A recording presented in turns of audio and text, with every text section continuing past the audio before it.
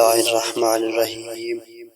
السلام علیکم شاجین و دیکھنے والے دوستوں کی خدمت میں السلام علیکم۔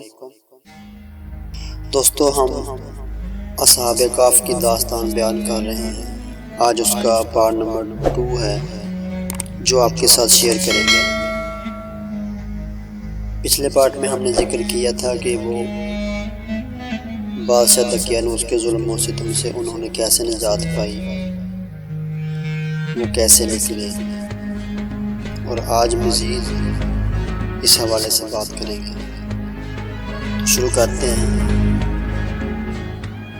تب وہ بھی اپنی پاسبانی چھوڑ کر شہزادوں کے ساتھ مل گئے اور ان کی صحبت اختیار کر لی، اور ایک کتا بھی ان کے ساتھ تھا، وہ بھی ان کے ہمراہ ہو لیا۔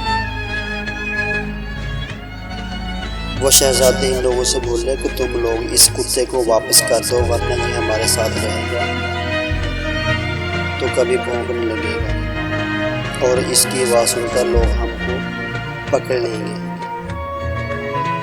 ان شہزادوں کے کہنے سے ان پاسبان نے اپنے کتے کو بہت مارا پیٹا، اور یہاں تک اس کے ہاتھ پاؤں بھی توڑ ڈالے اور سارا بدن اس کا زخمی کر دیا۔ تو بھی اس کتے نے ان لوگوں کا پیچھا نہ چھوڑا۔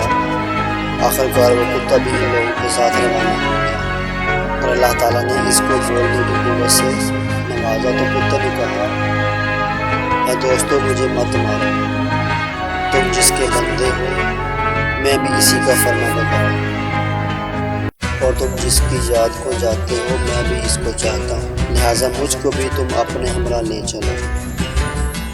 کتے سے یہ باتیں سن کر اصحاب کہف کو ترس آ گیا اور اسے اپنے ساتھ تمام رات چلتے چلتے جب صبح نمودار ہوئی تو ایک پہاڑ کے اندر کھو میں چلے گئے اور بولے، یہاں ذرا دم لینا چاہیے کہ رات کی تھکاوٹ دور ہو جائے۔ آخر وہاں ٹھہر گئے اور آرام کرنے لگے، اور وہ اسی آرام کی حالت میں تھے کہ نیند کا غلبہ ہوا اور وہ سو گئے۔ اللہ تعالیٰ نے قرآن پاک میں بڑی تفصیل کے ساتھ اس واقعے کو بیان کیا ہے۔ الغرض دقیانوس نے اس کھیل کے میدان میں ان شہزادوں کو نہ پا کر غصے سے لال پڑا اور فوراً ہی اپنے ہوشیار چند سواروں کو ان کے پیچھے دوڑایا۔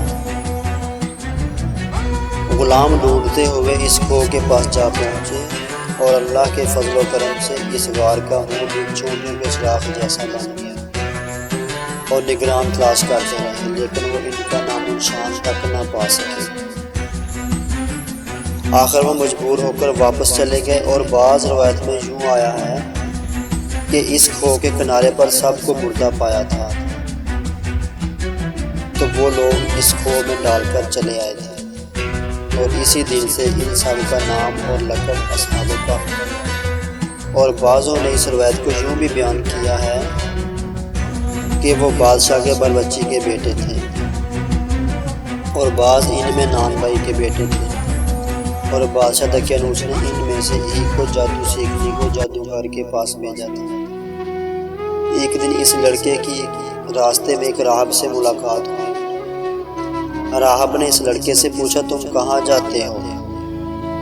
وہ بولا، میں جادو سیکھنے جاتا ہوں۔ راہب بولا، جادو سیکھنا تو کفر ہے، تم مسلمان کیوں نہیں ہو جاتے؟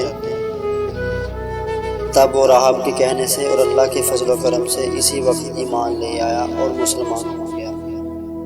بادشاہ دقیانوس اس بات کو سن کر بہت خفا ہوا اور اسی لڑکے کو پھانسی کا حکم دے دیا۔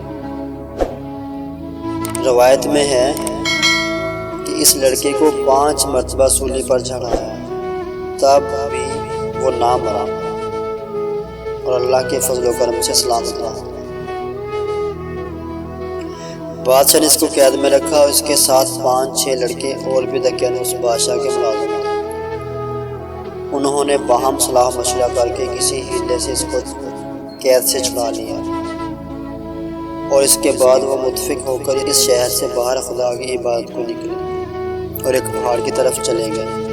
وہاں جا کر ایک کھو میں بیٹھ گئے اور وہیں سو گئے، اور ان پر اللہ تعالیٰ نے ایسی نیند ڈالی کہ وہ تقریباً 300 برس تک سوتے رہے، جیسا کہ اللہ تعالیٰ نے قرآن پاک میں فرمایا ہے، اور وہ اس کھو میں سوتے رہے 309 برس، اور اصحاب کہف کے نام میں اور ان کی تعداد میں بہت اختلاف ہے۔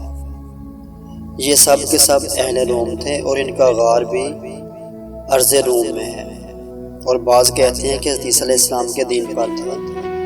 قاموس میں لکھا ہے کہ ابن قتیبہ رحمۃ اللہ علیہ نے روایت کی ہے کہ اصحاب کہف کا دین اور مذہب اللہ تعالیٰ کو معلوم ہے، مگر وہ لوگ صرف توحید پر قائم تھے اور کسی نبی کی شریعت کے ساتھ منسلک نہیں، مگر جس نے ان کی خبر پائی متقد ہوئے اور ان کے پاس مکان زیارت بنا دیا۔ وہ نصارہ میں سے تھے اور ان کے نام یہ ہیں: مکسلمینہ، ویلخا، ویکسر، مرکوش، نواس، سانیوش، سیلتیتوس، اور بعض مفکرین نے ان کے نام یہ بتائے ہیں: میکسکمینہ، ملیخا، مرتونوس، بینوس، سابونوس، سابونس، کافس تتوس، ذو نواس، اور ان کے ناموں میں بھی اختلاف ہے۔ اور 8واں ان کا کتا ہے اور اس کتے کا نام قطمیر تھا۔ قاموس میں یہ بھی لکھا ہے کہ اللہ تعالیٰ کی ذات کے علاوہ ان کی تعداد کسی کو نہیں معلوم کہ وہ کتنے آدمی تھے، اسی لیے ان کی تعداد میں بہت سا اختلاف پایا جاتا ہے۔ اللہ تعالیٰ قرآن پاک میں فرماتا ہے، جس کا ترجمہ یہ ہے: البتہ کہیں گے وہ 3 ہیں، چوتھا ان کا کتا ہے، اور یہ بھی کہیں گے کہ وہ 5 ہیں اور چھٹا ان کا کتا ہے، بغیر دیکھے نشانی کے، اور یہ بھی کہیں گے کہ وہ 7 ہیں اور 8واں ان کا کتا ہے۔ تو کہہ کہ میرا پروردگار خوب جانتا ہے کہ وہ کتنے آدمی ہیں۔ جب وہ لوگ 309 برس کے بعد نیند سے بیدار ہوئے، اصحاب کہف آپس میں پوچھنے لگے۔ دوستو یہ تو تھا پارٹ نمبر 2، مزید تفصیل ہم پارٹ نمبر 3 میں بیان کریں گے۔ اس ویڈیو کو لائک کریں، ہمارے چینل کو سبسکرائب کریں، بیل آئیکن ضرور پریس کریں ہماری نیو ویڈیو سب سے پہلے دیکھنے کے لیے۔